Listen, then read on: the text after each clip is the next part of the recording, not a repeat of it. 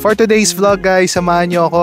Itutur ko kayo sa Baguio. Alamin natin yung mga masasarap na restaurant na pwede natin kainan dito. And also, ano ba yung mga hindi pa napupuntahan ng mga tao na pwede nyo rin puntahan. Tara, let's go. Enjoy me on this Baguio Vlogs.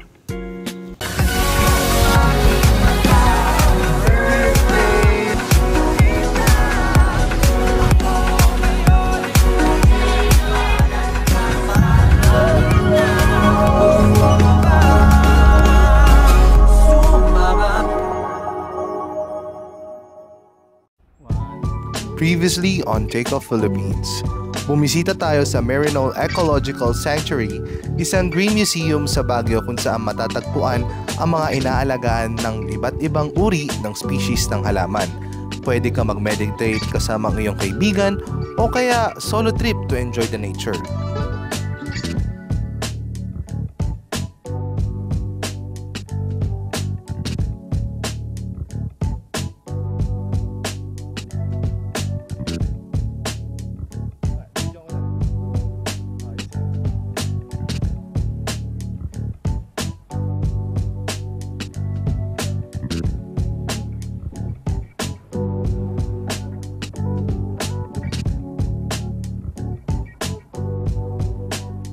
Next up, ang paboritong puntahan ng marami sa nagbabakasyon dito sa Baguio, ang Burnham Park, kung saan pwede mo i-try ang iba't ibang activities tulad ng pagbibisikleta, pagsakay sa bangka, maglakad around the park, mag-picture suot ang kasuotang katutubo, or di kaya tikman ang iba't ibang delicacies within the area.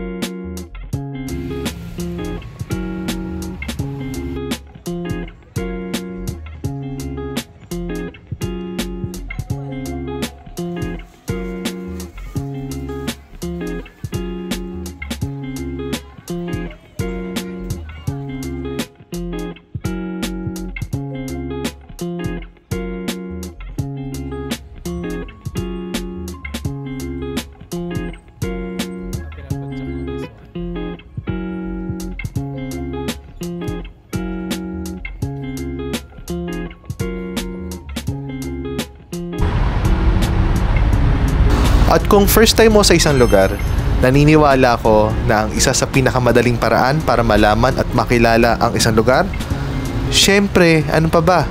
Ang pagbisita mo sa isang museum. So next on our list is Baguio Museum.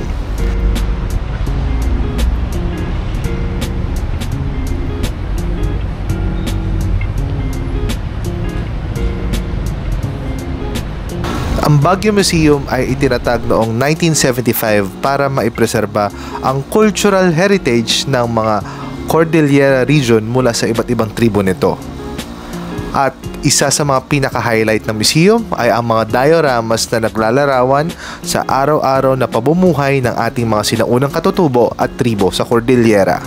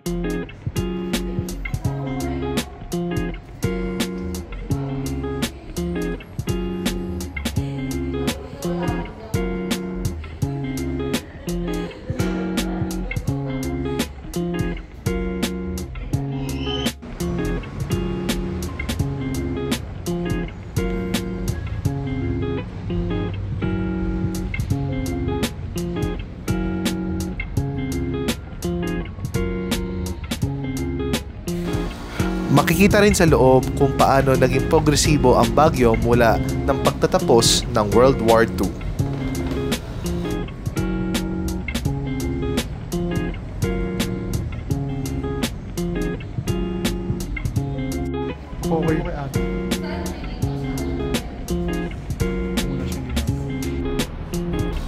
Alright, dahil napagod tayo sa paglilibot, tara mag-lunch muna tayo.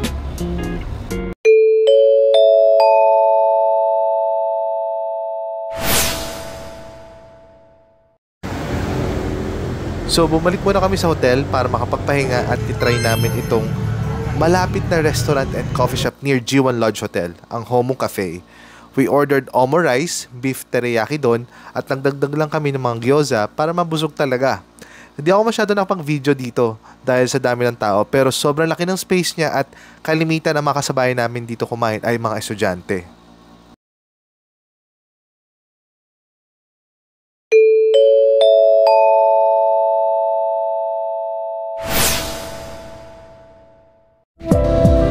Next up, the Manor at Camp John Hay. So it's a renowned hotel na nag-o-offer ng peaceful at comfort while enjoying beauty of nature. Ilan sa mga features ng hotel ay ang kanilang spacious rooms, spa at fitness center. Around Manor, ma-enjoy mo rin ang paglalakad sa pine forest, pagpipiknik o di kaya magbike.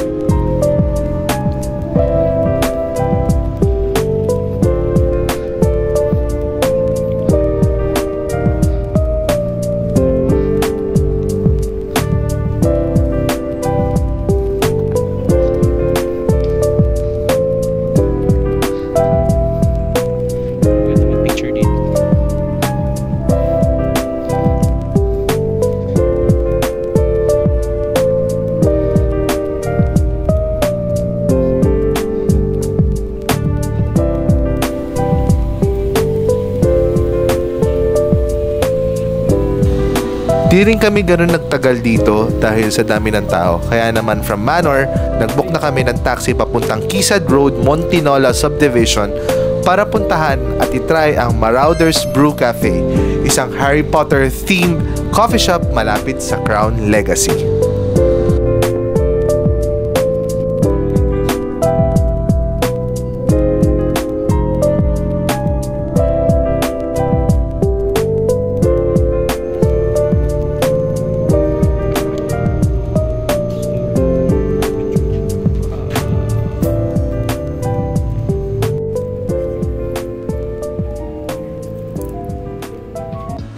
So we're ending the day dito sa simbahan ng Baguio or mas kilala bilang Baguio Cathedral. So nagdasal kami saglit dito at syempre nagbigay pasalamat sa lahat ng mga biyaya na ibinigay sa atin.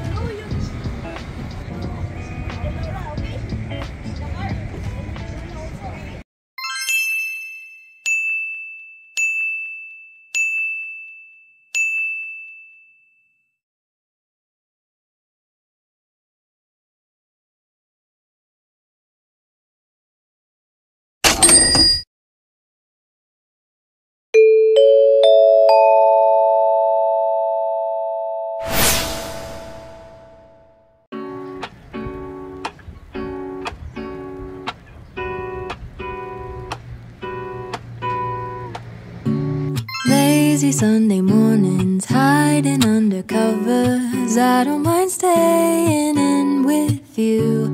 Play a favorite movie, laying right beside me. I don't mind when it's just us two. That corner coffee shop we like to go. Late night walks with you to take me home. With you I never feel alone. These little songs make me glad to call you mine. And you have got my head in the clouds. 1, 2, 3. All that I need is your body next to me on rainy days. Just need your company, don't need too much, just your simple love and it's sad.